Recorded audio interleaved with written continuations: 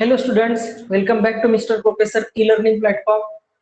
Particle फिजिक्सच्या lecture series मध्ये lecture number 21 मध्ये आपण आज डिस्कस करणार आहोत स्ट्रेंज क्वांटम नंबर काय असतो. स्ट्रेंज क्वांटम नंबर हा कुठल्या एलिमेंटरी पार्टिकलशी असोसिएटेड असतो, कुठल्या एलिमेंटरी पार्टिकलशी कुठल्या एलिमेंटरी पार्टिकल सोबत स्ट्रेंजेस क्वांटम नंबर हा डिफाईन केलेला असतो. जेल्मन निशिजमा रिलेशन वगैरे आणि त्यानंतर कन्सेप्ट ऑफ हायपरॉन किंवा हायपर चार्ज काय असतो, हायपर चार्जचा कन्सेप्ट, आणि त्यानंतर if time permits we will discuss in this lecture meson octet, vector meson ऑक्टेटचं काय करू आपण डिस्कशन करू. वेक्टर मेसॉन ऑक्टेट कशा प्रकारे फॉर्म होतो. लास्ट लेक्चरला आपण काय डिस्कस केलं होतं, आयसोस्पिन आणि आयथर्ड कंपोनंट. हे काय केलं होतं आपण एलिमेंटरी पार्टिकलचे आयसोस्पिन काय असतो आणि त्याचा आयथर्ड कंपोनंट काय असतो. तर त्यामध्ये काय करायचे, त्या हेडिंग त्याच्यानंतर अंतर्गत त्याच्यानंतर नोट करून 2 पॉईंट लिहून घ्यायचे की आयसोस्पिन हे 2 एलिमेंटरी पार्टिकल्सच्या एखाद्या रिएक्शन्स मध्ये आयसोस्पिन 2 पार्टिकल्सचे ऍडिशन कशी होती आणि त्यांच्या आयथर्ड कंपोनंटची ऍडिशन कशा प्रकारे होती. बघा काय करायचंय, नोट करून लिहून घ्यायचं आहे. नोट काय तुमचा isospin of 2 elementary particle, 2 elementary particle isospin are add factorially I3 component किंवा I3 component or I3 component are added scalarly. I3 component added होतात स्केलारली. म्हणजे नेमकं कसं बघा, आपण कन्सिडर करू न्यूट्रॉन आणि प्रोटॉनची फॅमिली. आता न्यूट्रॉन आणि प्रोटॉनच्या फॅमिलीचा आय आणि I3 काय असतो, न्यूट्रॉन साठी असतो तो हाफ मायनस हाफ आणि प्रोटॉन साठी काय असतो हाफ हाफ. आता ह्या न्यूट्रॉन प्लस प्रोटॉन हे दोघं जणांचे काय करायचे, आपल्याला पहिले आयसोस्पिन ऍडअप करायचे. आयसोस्पिन कसे ऍड होते, त्यांचे न्यूट्रॉनचा आयसोस्पिन आहे हाफ, प्रोटॉनचा आयसोस्पिन आहे हाफ. आता यात हाफ आणि हाफ 2 नंबर्स आहेत. या हाफ आणि हाफ 2 नंबरची वेक्टर ऍडिशन कशी होईल, या हाफ आणि हाफ या 2 नंबरची ऍडिशन वेक्टोरियली या 2 आयसोस्पिनची ऍडिशन कशी होईल. बघा एक रिएक्शन्स आहे, ज्या रिएक्शन्स मध्ये न्यूट्रॉन आणि प्रोटॉनचे काय आहे ऍडिशन आहे. यांचे काय करायचे, आपल्याला सगळ्यात पहिले आयसोस्पिन आणि I3 कंपोनंटची ऍडिशन या इक्वेशन नुसार कॅल्क्युलेट करायची. पहिले काय करू आपण आयसोस्पिनची ऍडिशन. न्यूट्रॉनचा आयसोस्पिन काय हाफ, प्रोटॉनचा आयसोस्पिन काय हाफ, यांची वेक्टोरियल ऍडिशन काय होईल, तर यांची वेक्टोरियल ऍडिशन अशी होईल half minus half to half plus half. दोघा जणांचा टोटल आयसोस्पिन जो यांच्या ऍडिशनचा तो हाफ मायनस हाफ ते half plus half value express करण इन इंटिजर डिफरन्स ऑफ 1. म्हणजेच हे दोघं जणांच्या ऍडिशनचा रिझल्टंट आयसोस्पिन हा बनेल एक तर 1 म्हणजे हाफ प्लस हाफ 1 और 0, 1 और 0. हा काय झाला, टोटल आयसोस्पिन झाला या 2 पार्टिकल्सच्या ऍडिशनचा. म्हणजेच तुमचा आयसोस्पिन जो आहे या 2 पार्टिकलचा हा काय झाला वेक्टोरियल ऍड झाला. तर वेक्टोरियल ऍडिशन म्हणजे जसं आपण J is equal to L plus S, हे ऍडिशन मध्ये जे काय करतो L minus S to L plus S value express करतो. सिमिलर टाईपचं काय असतं तुमचं वेक्टर ऍडिशन असती आयसोस्पिनची.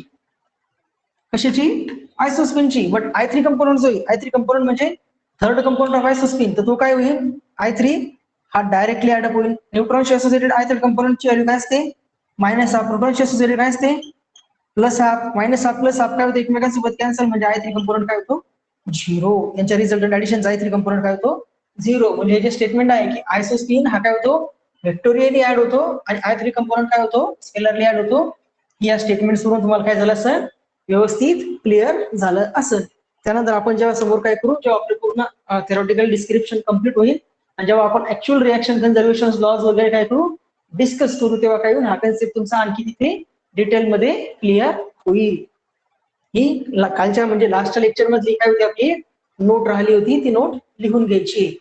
त्यानंतर आपण काय करू आता जेल्मन निशिजमा रिलेशन आणि त्यावरून स्ट्रेंज क्वांटम नंबरचा कन्सेप्ट कसा काय अराइज होतो वगैरे वगैरे काय करू डिस्कस करू.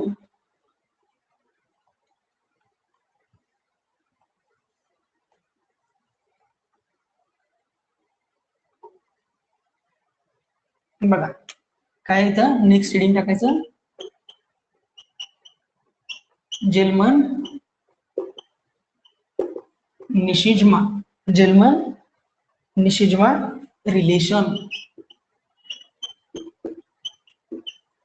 जेलमन निशिजमा रिलेशन जे आहे, जेलमन निशिजमा रिलेशन आहे तुमचा Q is equal to I3 plus B/3 plus B/2 plus B/2, ज्यामध्ये I3 काय आहे तुमचा, I3 आहे थर्ड कंपोनंट, I3 काय आहे थर्ड कंपोनंट ऑफ आयसोस्पिन, आणि थर्ड कंपोनंट ऑफ आयसोस्पिन कसा कॅल्क्युलेट करायचा हे आपण काय केलं आहे लास्ट लेक्चरला डिटेल मध्ये डिस्कस केलेलं आहे. बी काय आहे, बेरियॉनिक चार्ज,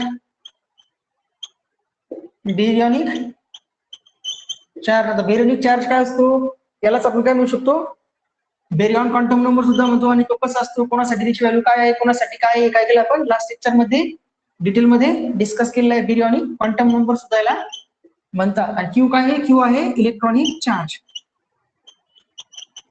इलेक्ट्रॉनिक चार्ज. हे जे होतं हे इनिशियल रिलेशन दिलं होतं तुम्हाला, पुन्हा जेलमन निशिजमाचं हे इनिशियल रिलेशन होतं, जे जेलमन आणि निशिजमा यांनी काय दिलं होतं स्टार्टिंगला दिलं होतं. आपण काय करू आता, ह्या इक्वेशनची व्हॅलिडिटी चेक करू की हे इक्वेशन प्रत्येक एलिमेंटरी पार्टिकल साठी ट्रू आहे का, की कुठल्याही एलिमेंटरी पार्टिकल मध्ये असणाऱ्या एखाद्या पार्टिकलचा इलेक्ट्रॉनिक चार्जची व्हॅल्यू ही त्याच्या थर्ड कंपोनंट आणि त्याच्या बेरियॉनिक चार्ज याच्या ऍडिशन नुसार येते की येत नाही. हे काय करू आपण व्हेरीफाय करू की जर पूर्ण क्वांटम नंबरशी पूर्णच्या पूर्ण एलिमेंटरी चार्जशी किंवा पूर्णच्या पूर्ण एलिमेंटरी पार्टिकलशी असोसिएटेड हे जर रिलेशन ट्रू होत असेल तर मग हे जेलमन निशिजमा रिलेशन काय आहे, करेक्ट आहे. आणि हे जर ट्रू होत नसेल मग काय लागेल, आपली जेलमन निशिजमा रिलेशन जे आहे तर हे जेलमन निशिजमा रिलेशन आपल्याला मॉडिफाय करावं लागेल. आणि ते जेलमन निशिजमा रिलेशन मध्ये काय मॉडिफिकेशन लागतं वगैरे वगैरे पॉडकास्ट आपण समोर वन बाय वन डिस्कस करू. तर आपण काय करू, यांना पहिलं व्हेरीफाय करून बघू. कोणासाठी, न्यूक्लियॉन्ससाठी. न्यूक्लियॉन्स आता न्यूक्लियॉन्स मध्ये कुठले पार्टिकल्स असतात, न्यूक्लियॉन्स म्हणजे न्यूक्लियस मध्ये असणारे. तर न्यूक्लियस मध्ये तुमचा न्यूट्रॉन आणि प्रोटॉन, न्यूक्लियस मध्ये कोण आहे, न्यूट्रॉन आणि प्रोटॉन. आता न्यूट्रॉनशी आता या फॉर्म्युलामध्ये काय लागतो आपल्याला, I3 आणि B. आता न्यूक्लियॉन्स एक आहेत, बेरियॉन्स आहेत, काही यस. न्यूट्रॉन आणि प्रोटॉन हे दोन काय आहेत, बेरियॉन्स आहेत, म्हणून दोन्हीसाठी बी ची व्हॅल्यू काय येणार आहे, 1 येणार. दोन्ही काय येणार, दोन्हीसाठी बेरियॉन्स आहेत म्हणून बी ची व्हॅल्यू काय राहणार, 1 राहणार. त्यानंतर I3 याच्याशी असोसिएटेड I3 काय आहे, तर हा आहे हाफ. प्रोटॉनशी असोसिएटेड I3 काय आहे, हा आहे प्लस हाफ. हा काय मायनस हाफ, हा काय आहे प्लस हाफ. आता क्यू न्यूट्रॉन सोबत बघा, न्यूट्रॉनशी असोसिएटेड क्यू, क्यू ची व्हॅल्यू काय आहे, 0. हा क्यू इज इक्वल न्यूट्रॉन, न्यूट्रॉनशी असोसिएटेड यावर चार्जलेस, चार्ज 0 म्हटल्यानंतर याच्यावर चार्जलेस म्हणून चार्ज काय 0. आता लेफ्ट हँड साइड इक्वेशनची 0 आली. आता राईट हँड साइड जर का आपण या बीच्या आणि I3 च्या व्हॅल्यू पुट केल्या फॉर न्यूट्रॉन, तर ती जर 0 आली म्हणजे हे रिलेशन काय आहे, न्यूट्रॉन आणि प्रोटॉन साठी व्हॅलिड आहे. Q is equal to 0. बघा I3 न्यूट्रॉनचा I3 काय आहे, 1/2 प्लस बेरियॉन नंबरची व्हॅल्यू 1 डिवाइडेड 1/2 म्हणजे 0, which is implies that Q is equal to I3 plus B/2. हे काय आहे, न्यूट्रॉन साठी व्हॅलिड आहे. प्रोटॉनवर किती चार्ज आहे, प्रोटॉनवर चार्ज आहे 1. प्रोटॉनचा I3 काय आहे, प्लस हाफ, प्लस बेरियॉन नंबर काय 1 प्लस हाफ प्लस हाफ 1. म्हणजेच काय झालं, Q is equal to I3 plus B/2. हे रिलेशन प्रोटॉन साठी आणि न्यूट्रॉन साठी काय झाली, म्हणजे न्यूट्रॉन आणि प्रोटॉन फॅमिली जी आहे ही फॅमिली डबलेट ही काय करते, तर हे जेलमन निशिजमा रिलेशन फॉलो करत आहे. ठीक आहे, म्हणजे काय झालं, एलिमेंटरी पार्टिकल मधल्या एका डबलेट फॅमिलीमध्ये असणाऱ्या न्यूट्रॉन आणि प्रोटॉन या न्यूक्लियॉन फॅमिलीने काय केलं, हे जेलमन निशिजमा रिलेशन ट्रू आहे हे काय केलं, प्रूव्ह केलं. ठीक आहे, तुम्ही काय करा, नोट करून घ्या. त्यानंतर आपण काय करू, आता नेक्स्ट फॅमिली मधले मेंबर घेऊन बघू आणि त्याच्यासाठी हे रिलेशन व्हॅलिड येते का ते काय करू, चेकआउट करू. ठीक आहे, हे झालं न्यूक्लियॉन साठी. आता आपण नेक्स्ट फॅमिली घेऊ पायॉन्सची. नेक्स्ट सेकंड नंबर कोणती घेऊ, पायॉन्स. पायॉन्स मध्ये कोणकोणती पार्टिकल्स असतात, पाय 0 किंवा पाय प्लस, एक असतं पाय 0 आणि तिसरा आहे पाय मायनस. आता या फॅमिली मेंबर्स साठी आयसोस्पिन I3 ची व्हॅल्यू काय काय असते, I3 ची व्हॅल्यू असते याच्यासाठी आहे 1, साठी आहे 0, याच्यासाठी काय -1. I3 तिन्हीच्या तिन्ही काय बेरियॉन्स आहेत, कारण पायॉन्स हे बेरियॉन्स आहेत का?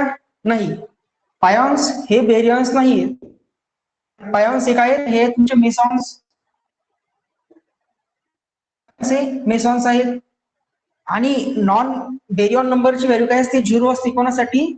जे काय नाहीये, जे पार्टिकल्स बॅरियॉन्स नाही त्यांच्यासाठी बॅरियॉन नंबरची व्हॅल्यू काय असते? 0 असते. ठीक आहे. I3 या इक्वेशन लागणार लेफ्ट हँड साईडच्या व्हॅल्यूज आपल्याला काय झाल्या? या तिन्ही पार्टिकल साठी मिळाल्या. आता आपण काय करू? प्रत्येकावरचा चार्ज या दोन्हीच्या या फॉर्म्युल्यामध्ये व्हॅल्यू पुट अप केल्या, तो इक्वल येतो का ते काय करू? चेकआउट करून बघू. पहिला करू आपण पाय प्लस साठी. पाय प्लस वर चार्ज किती आहे? Q is equal to 1. Pi plus वर चार्ज किती आहे? Q is equal to 1. आणि Q इज इक्वल टू काय? I3 पाय प्लस I3 ची व्हॅल्यू काय आहे? 1 प्लस बॅरियर नंबर काय आहे? 0 डिवायडेड बाय 2 म्हणजेच 1. म्हणजे पाय प्लस साठी रिलेशन काय झालं? ट्रू झालं. त्याच्यानंतर पाय झिरो वर चार्ज किती आहे? Q is equal to 0 left hand side I3 ची व्हॅल्यू किती आहे? पाय 0 साठी 0 plus baryon number 0 plus 0 by 2 म्हणजे 0. म्हणजे पाय 0 साठी पण रिलेशन काय झालं? ट्रू झालं. त्याच्यानंतर पाय मायनस वर चार्ज -1 इज इक्वल टू याच्यावर आय स्पिन किती आहे? -1 प्लस 0 बाय 2 म्हणजेच -1. म्हणजे तिन्ही पार्टिकल साठी काय झालं? पायॉन्स फॅमिली जी आहे तुमची, म्हणजे मेसॉन्स मधली पायॉन्स फॅमिली जी आहे, पाय प्लस पाय 0 आणि पाय मायनस यांनी पण काय केलं? हे जे जर्मन निशिजमा रिलेशन आहे, हे जर्मन निशिजमा रिलेशन ट्रू आहे, हे दोन्ही इक्वल आहे, हे काय केलं? सॅटिस्फाय केलं. म्हणजे न्यूक्लियॉन आणि पायॉन्स यांनी काय केलं? हे जर्मन निशिजमा रिलेशन ट्रू आहे असं काय केलं? सॅटिस्फाय केलं. तुम्ही काय करा? हे नोट करून घ्या. त्यानंतर आपण बघू आणखी कुठली एखादी फॅमिली आहे का जी रिलेशन काय करते? सॅटिस्फाय करते. कारण हे युनिव्हर्सली ऍक्सेप्टेबल रिलेशन असतं.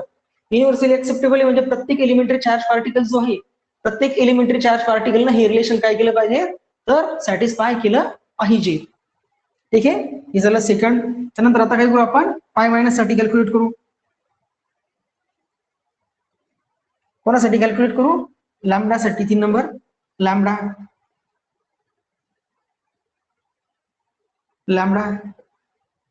म्हणजे तुमचा हा लॅम्बडा 0 आहे.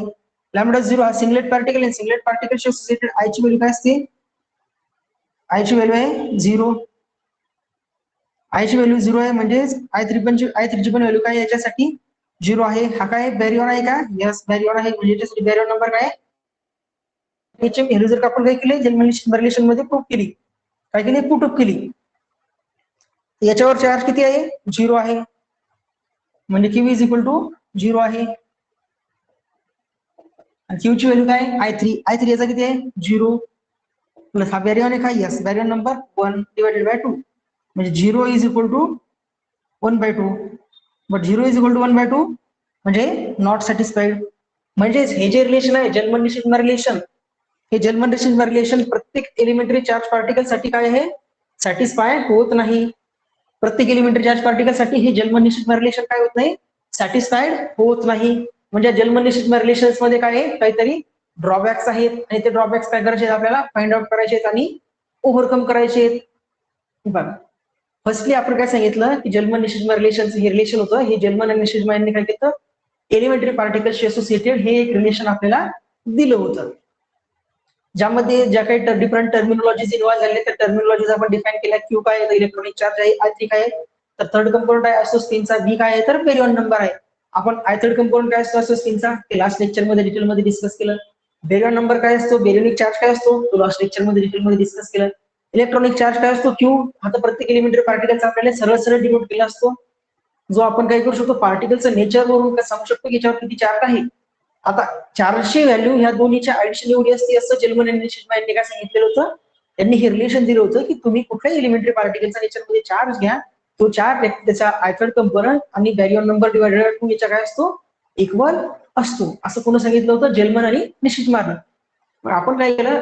आपल्याला जेवढे काही पार्टिकल्स नोन आहेत, जेवढे आपण आतापर्यंत शिकलो, त्या पार्टिकल्सला काय केलं? ते रिलेशन व्हेरीफाय करून पाहण्याचा प्रयत्न केला.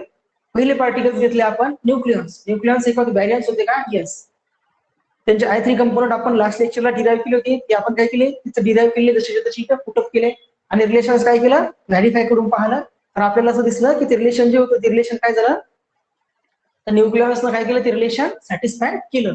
सॅटिस्फाय केलं म्हणजे left hand side right hand side equal झाली. म्हणजे इक्वेशन जे येतं जेलमन आणि निशिजमानं रिले दिलं, जेलमन आणि निशिजमा यांनी दिलेलं हे रिलेशन हे काय होतं तर तुमच्या न्यूक्लियॉन्स म्हणजे न्यूट्रॉन आणि प्रोटॉन फॅमिली सारे पार्टिकल साठी काय होतं व्हॅल्यूड होतं. मग नंतर काय केलं आपण नेक्स्ट फॅमिली घेतली. नेक्स्ट फॅमिली कोणती घेतली पायॉन्सची.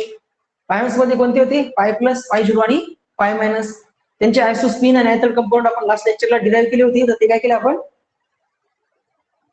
तर ते थर्ड कंपाऊंड आयसोस्पिनचे आपण तसे काय केले पुटअप केले. पायॉन्स बेरियॉन होते का नाही का कारण ते काय होते मेसॉन्स होते. कसं कळालं तो टेबल लर्न करावा लागतो त्यासाठी. ठीक आहे त्या व्हॅल्यू इक्वेशन मध्ये पुटअप केल्या आपल्याला दिसलं की त्या पायॉन्स पण काय करतात पायॉन्स फॅमिली पण हे रिलेशन काय करतायत सॅटिस्फाय करत आहे. म्हणजे त्यावरून आपल्याला असं दिसलं की हे जे जेलमन आणि निशिजमान रिले दिलेलं एलिमेंटरी पार्टिकल्सचं चार्जचं रिलेशन होतं ते काय झालं एक तर न्यूक्लियॉन्स तुमच्या त्यामध्ये न्यूट्रॉन आणि प्रोटॉन होते आणि पायॉन्सनं काय केलं सॅटिस्फाय केलं. त्यानंतर आपण काय केलं का सिंगलेट पार्टिकल्स लॅम्बडा पार्टिकल्सला काय केलं ते रिलेशन व्हेरीफाय करून बघण्याचा प्रयत्न केला. पण आपल्याला असं दिसलं की लॅम्बडा पार्टिकलसाठी हे रिलेशन व्हॅलिड होत नाही. म्हणजे जेलमन आणि निशिजमा यांनी दिलेलं हे रिलेशन हे युनिव्हर्सली ऍक्सेप्टेबल आहे का नाही.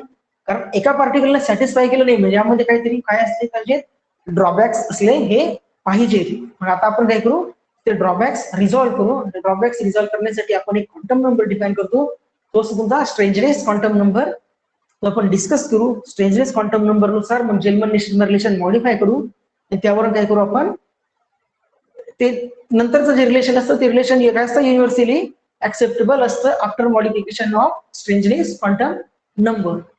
तुम्ही ही नोट करून घ्या. आता आपण काय करू स्ट्रेंजनेस क्वांटम नंबर काय असतो आणि त्याची व्हॅल्यू कुठल्या एलिमेंटरी पार्टिकल साठी डिफाईन केलेली असते तर ती कशी असते आणि कशी कॅल्क्युलेट करायची असते हे डिस्कस करू. आणि जेवढ्या काही elementary particles associated strangeness quantum number हा डिफाईन केलेला असतो तो स्ट्रेंजनेस क्वांटम नंबर एका बॉक्सच्या फॉर्मॅटमध्ये लिहून घेऊ आणि तो तुम्हाला काय करायचा आहे अक्षरशः पाठ करायचा आहे.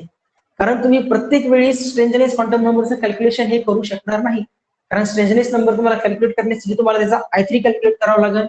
तो बेरियॉन आहे का नाही तोही तुम्हाला माहिती असावं लागेल. तुमचं यापैकी थोडं कुठं जर कॅल्क्युलेशन मिसमॅच झाली तर तुमचा स्ट्रेंजनेस क्वांटम नंबर हा निघणार नाही. म्हणून काय करायचं आपण सर्व एलिमेंटरी पार्टिकल्स ज्यांचा स्ट्रेंजनेस हा निघू शकतो त्या सर्वांचा स्ट्रेंजनेस आपण कॅल्क्युलेट करू वन बाय वन आणि लास्टला एका टेब्युलर फॉर्मॅटमध्ये त्याला समराईज करू. तो टेब्युलर फॉर्मॅट तुम्ही काय करायचा आहे व्यवस्थित पाठ करून ठेवायचा आहे किंवा लक्षात ठेवायचं आहे की रिॲक्शन मध्ये दिसला पार्टिकल याच्याशिवाय स्ट्रेंजनेस तुम्ही सरळ काय करायचा असतो पुटअप हा करायचा असतो.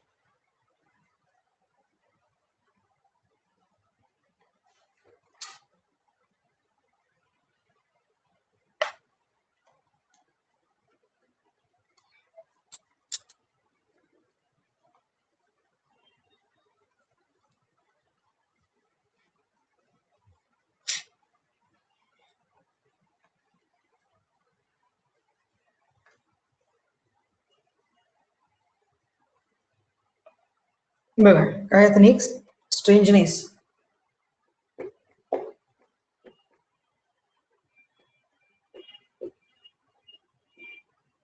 स्ट्रेंजनेस क्वांटम नंबर जो कॅपिटल एस ना आपण काय करतो डिनोट हा करत असतो.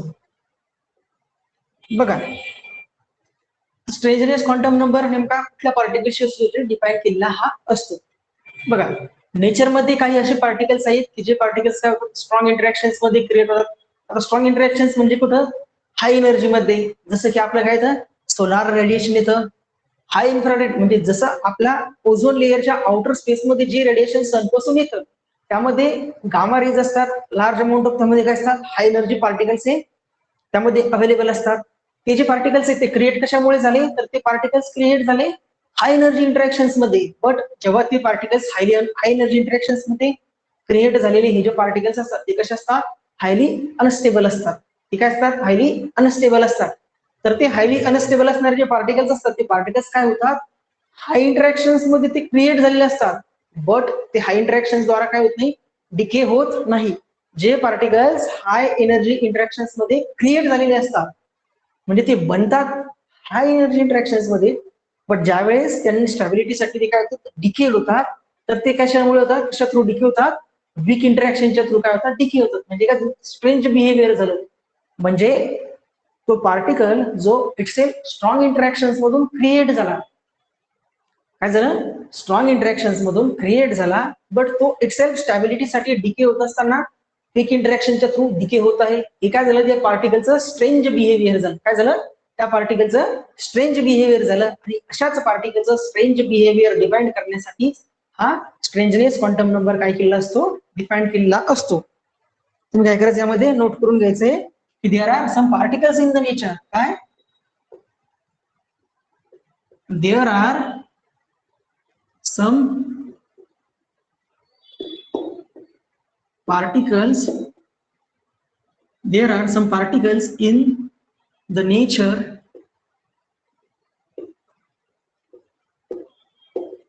which are created via strong interaction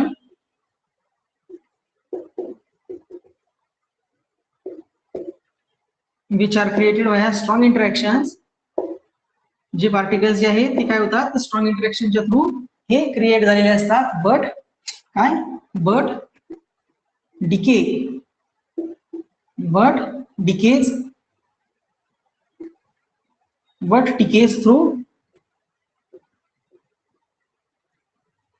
decays through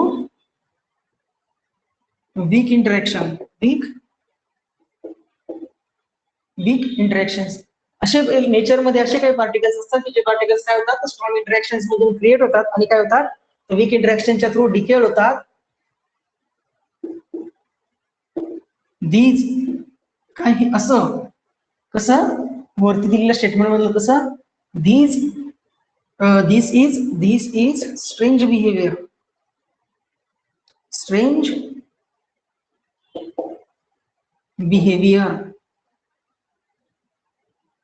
This is strange behavior of particle. हे काय आहे, पार्टिकलचा स्ट्रेंज बिहेवियर आहे.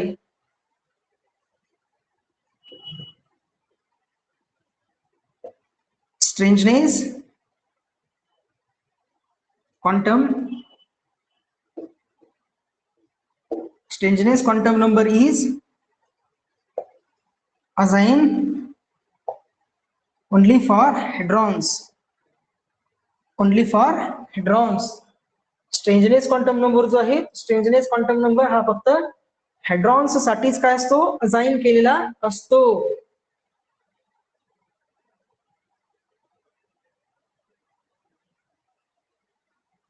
स्ट्रेंजनेस क्वांटम नंबर हा फक्त हेड्रॉन साठी असाइन केलेला हा असतो. मग आता या स्ट्रेंजनेस क्वांटम नंबरला आपण एस न डिनोट करतो आणि German Nishima relation strangeness quantum नंबरचं यूज करून मॉडिफाईड केलं जातं. Q is equal to I3 plus S plus B divided by 2. हे जे तुमचं काय आहे, स्ट्रेंजनेस क्वांटम नंबर एस वरून मॉडिफाईड केलेलं जेल्मन निशिमा रिलेशन आहे, ज्यामध्ये Q काय आहे, Q आहे तुमचा इलेक्ट्रॉनिक चार्ज, I3 आहे third component of isospin, B आहे बॅरियॉन नंबर आणि S काय आहे, स्ट्रेंज क्वांटम नंबर किंवा स्ट्रेंजनेस नंबर. यामध्ये हा जो आहे Y, S plus B, Y is equal to S plus B, याला हायपर चार्ज सुद्धा म्हणतात. हायपर चार्ज काय म्हणतात याला, हायपर चार्ज. म्हणजेच तुमचं जर्मन निशिमा रिलेशन असतं Q is equal to I3 plus Y by 2. हे जे आहे तुमचं हे काय आहे, तर मॉडिफाईड जर्मन निशिमा रिलेशन आहे. काय आहे, मॉडिफाईड जर्मन निशिमा रिलेशन. हे काय तुमचं, by using the concept of hypercharge modified Gell-Mann Nishijima आहे रिलेशन आहे. तुम्ही काय करायचं आहे, व्हिडिओ पॉज करून यांना व्यवस्थित नोट करून घ्या.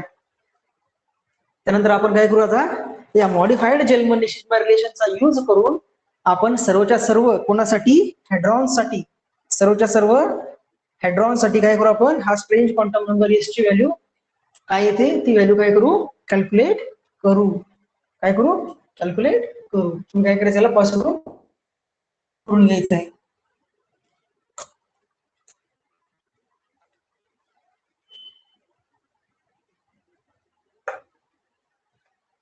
सर्व व्हॅल्यू कॅल्क्युलेट झाल्यानंतर आपण काय करू, सर्वच्या सर्व व्हॅल्यूजला एका याच्यामध्ये समराइज करू आणि ते समरी वाला जो टेबल आहे तो टेबल काय करायचा तुम्ही लक्षात ठेवायचा आहे.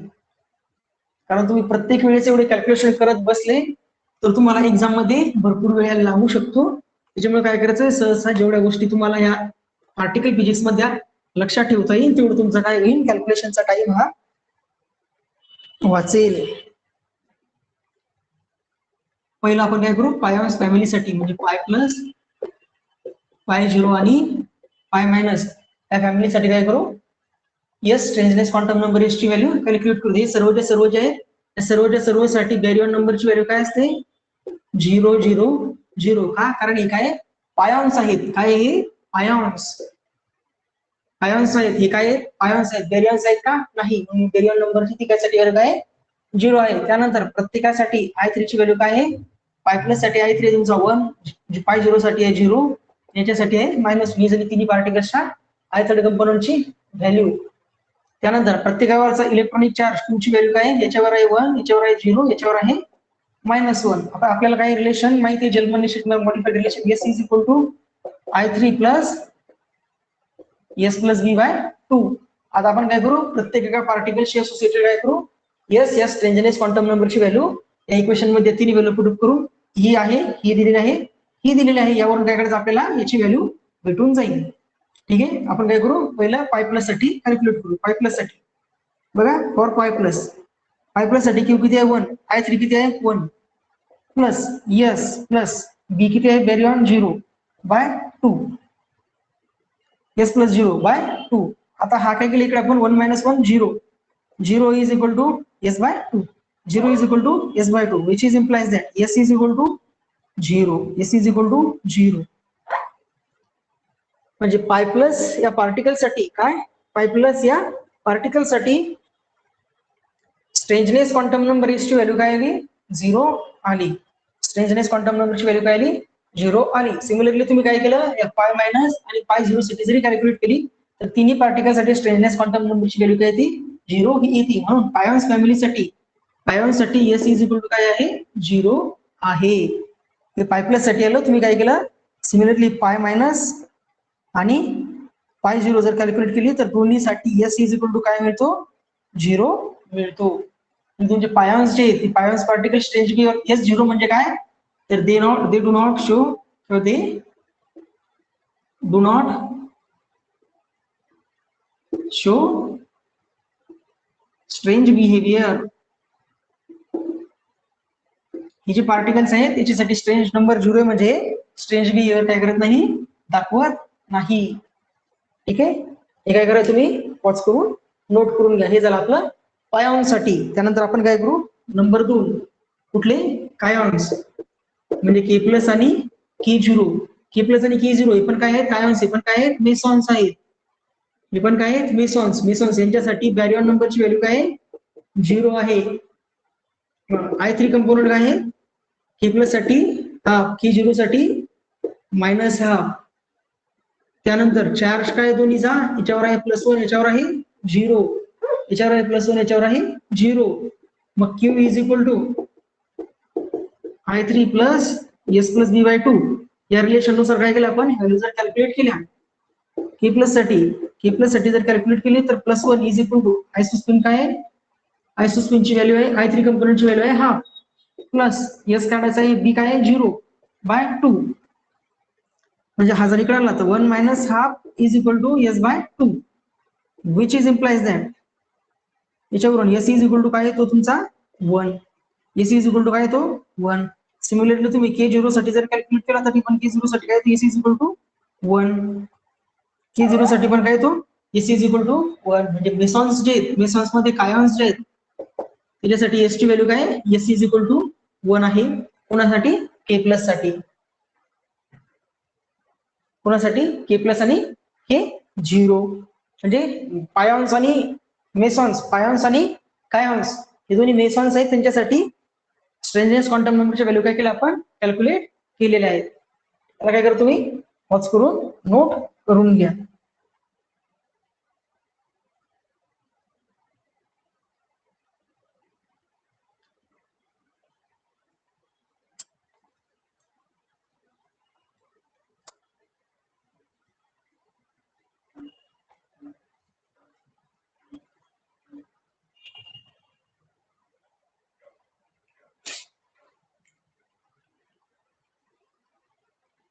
त्यानंतर आणखी 3 नंबरला न्यूट्रॉन आणि प्रोटॉन. न्यूट्रॉन आणि प्रोटॉन हे काय तुमचे न्यूक्लियॉन्स आहेत. न्यूक्लियॉन्स म्हणजे काय आहे, तुमचे बेरियॉन्स आहेत का? यस. दोन्हीसाठी बेरियॉन नंबर काय डिफाइन केलेला आहे. त्याच्यासाठी बेरियॉन आहे 1, यासाठी बेरियॉन आहे चार्ज. बघा न्यूट्रॉन काय 0 चार्ज, प्रोटॉनवर चार्ज काय 1. I3 ची व्हॅल्यू याच्यासाठी आहे हाफ, याच्यासाठी काय आहे प्लस हाफ. याच्यामध्ये रिलेशन मध्ये व्हॅल्यू पुट अप करायची. I3 plus B plus S और S प्लस B बाय 2.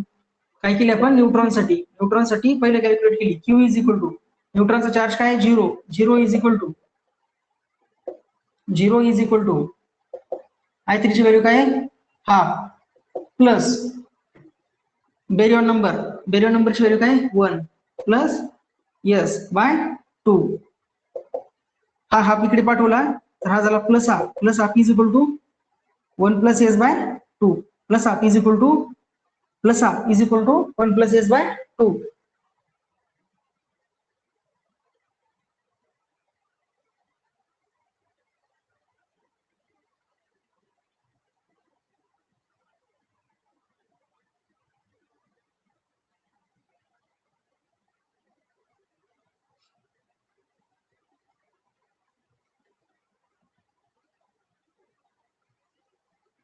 हा 2 एकमेकांसोबत कॅन्सल झाला म्हणजे 1 is equal to 1 plus S. याला जर तुम्ही सॉल्व्ह केलं तर तुम्हाला काय मिळतो S is equal to 0. Similarly तुम्ही प्रोटॉन साठी जर का सॉल्व्ह केलं तरी पण काय मिळतं S इज इक्वल टू 0. म्हणजे तुमचे न्यूक्लियस जे आहेत, न्यूक्लियस मध्ये न्यूट्रॉन आणि प्रोटॉन याच्यासाठी काय S ची व्हॅल्यू आहे 0. S ची व्हॅल्यू काय 0 आहे. तर काय करा तुम्ही पॉज करून नोट करून घ्या. त्यानंतर बघा आणखी काही एलिमेंटरी पार्टिकल्स आहेत, जे एलिमेंटरी पार्टिकल्स आपण काय केले आहेत आतापर्यंत डिस्कस केलेले नाहीयेत. ते एलिमेंटरी पार्टिकल्स काय करू एकदा आपण लिहून घेऊ आणि त्यांच्यासाठी काय करू स्ट्रेंज क्वांटम नंबरची व्हॅल्यू कॅल्क्युलेट करू. बघा एक अनदर फॅमिली आहे ज्यामध्ये चार्ज आहे डेल्टा प्लस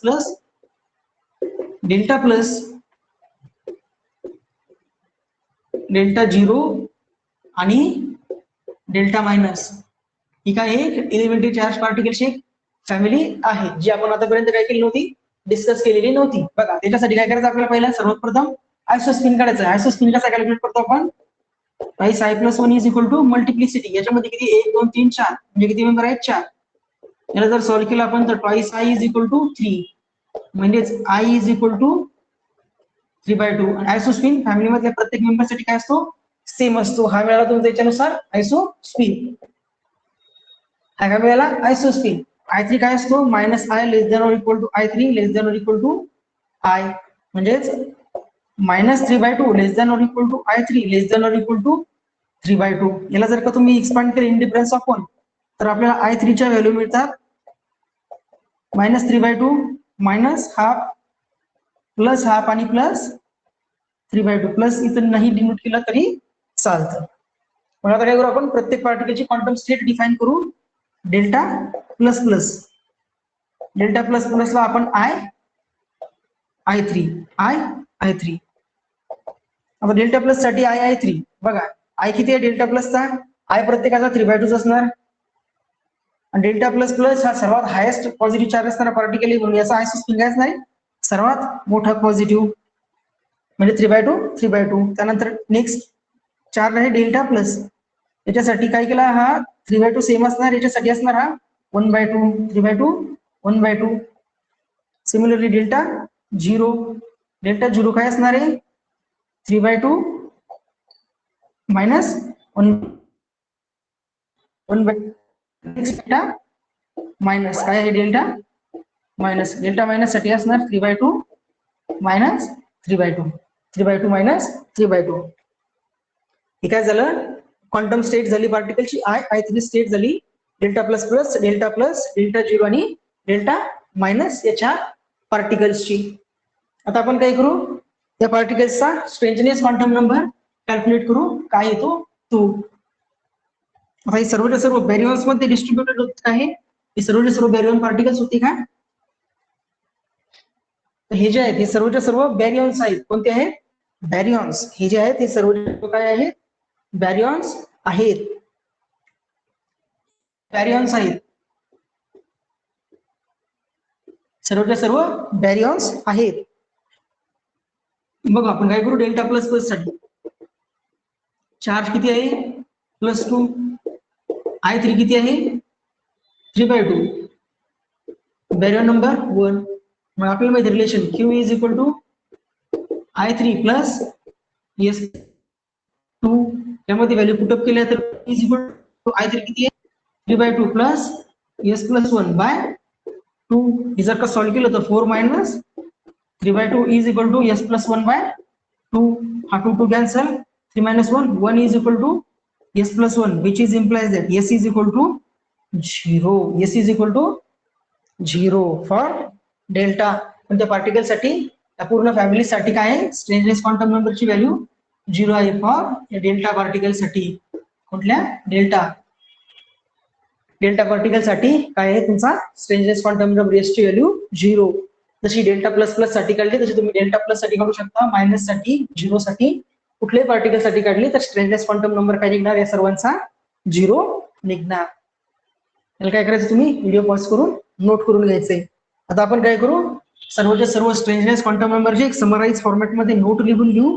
आणि त्या नोट काय करायची, तुम्ही व्यवस्थित दर करून ठेवायची. आणि त्या नोट मध्ये असणारे सर्वच्या सर्व पार्टिकल्सचे स्ट्रेंजनेस क्वांटम नंबर काय करायचे, लक्षात ठेवायचे आहे. कारण तुम्ही प्रत्येक वेळेस स्ट्रेंजनेस क्वांटम नंबर साठी इतकं मोठं कॅल्क्युलेशन हे रिएक्शन मध्ये किंवा क्वेश्चन एक्झाम मध्ये करत बसणार नाही. इथे लिहायचा यस, इथे यसच्या व्हॅल्यू आणि इथं पार्टिकल्स. पहिले यसच्या व्हॅल्यूज लिहून घ्यायच्या, -1, 0, 1, 2. सॉरी, +1, 0, -1, -2 आणि -3. या ज्या आहेत यसच्या व्हॅल्यूज आहेत.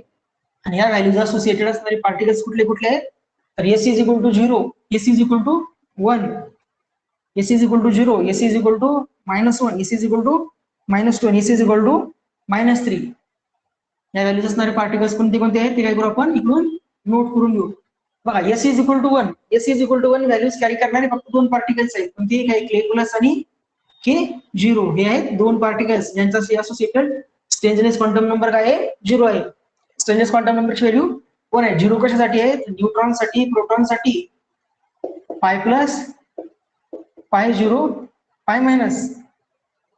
न्यूट्रॉन, प्रोटॉन, π+, π0, π- आणि हे काय तुमचा η0. π+, π0, π- आणि एक आहे η0. हे जे 5 पार्टिकल्स आहेत, 6 पार्टिकलचा स्ट्रेंजनेस क्वांटम नंबर S ची व्हॅल्यू काय आहे, या सर्व 6 पार्टिकल साठी स्ट्रेंजनेस क्वांटम नंबर S आहे तुमचा 0. S-1 कोणाकोणासाठी आहे, तर sigma family member, sigma plus, sigma minus, sigma plus, sigma 0, sigma minus, sigma plus, sigma 0, sigma minus आणि लॅम्बडा 0 आणि लॅम्बडा 0. हे जे पार्टिकल्स आहेत या फॅमिलीमध्ये असणाऱ्या पार्टिकल साठी स्ट्रेंजनेस क्वांटम नंबर S ची व्हॅल्यू काय आहे, -1 आहे. -2 कोणासाठी आहे, तर तुमचा कास्केड मायनस आणि कास्केड 0, कास्केड मायनस आणि कास्केड 0 साठी -2 आहे. आणि ओमेगा मायनस साठी S ची व्हॅल्यू जी आहे ती ओमेगा मायनस साठी आहे -3. काय आहे, -3. तर तुम्ही काय करायचं, हा जो टेबल आहे हा टेबल लक्षात ठेवायचा आहे. कारण आपण एक्झाम मध्ये आलेले क्वेश्चन सॉल्व्ह करत असताना या टेबलचाच काय करणार आहोत, यूज करणार आहोत. कारण तुम्ही प्रत्येक एका पार्टिकल्स, एलिमेंटरी पार्टिकल साठी एवढं मोठं कॅल्क्युलेशन दरवेळेस करत बसणार नाही. त्यामुळे काय करायचं, हा टेबल व्यवस्थित लक्षात ठेवायचा आहे. आता नेक्स्ट लेक्चर मध्ये आपण काय करू, तर बॅरियन्स अपडेट, बॅरियन्सचे अपडेट, वेक्टर बॅरियन्स, सुडो बॅरियन वगैरे जे आहे ते अपडेट डिस्कस करू. आणि त्यानंतर समोरच्या नेक्स्ट लेक्चर पासून काय करू, तर तुमच्या न्यूक्लिअर रिएक्शन्स देत बसू. कुठले न्यूक्लिअर रिएक्शन, कन्झर्व आहे कुठल्या नाही, त्यासाठी रिॲक्शन नेचरमध्ये ऑकर होती का नाही चेक करण्यासाठी कुठले लॉस चेक करायचे, कुठले चेक करायचे नाहीत, कुठले लॉस व्हॅलिड असले म्हणजे ती रिॲक्शन कोणत्या कॅटेगरीमध्ये मोडती वगैरे वगैरे काय करू आपण नेक्स्ट प्रिसिडिंग लेक्चर्स मध्ये जसं आपण समोर समोर डिस्कस करत जाऊ त्यामध्ये काय करू लर्न करत जाऊ. ठीक आहे, व्हिडिओ नेक्स्ट लेक्चर मध्ये त्यामध्ये आपण काय करू वेक्टर मेसॉन्सचे म्हणजे सुडो वेक्टर व्हॅरियन्स वगैरे जे त्यांचे काय करू ऑक्टेट्स हे डिस्कस करू.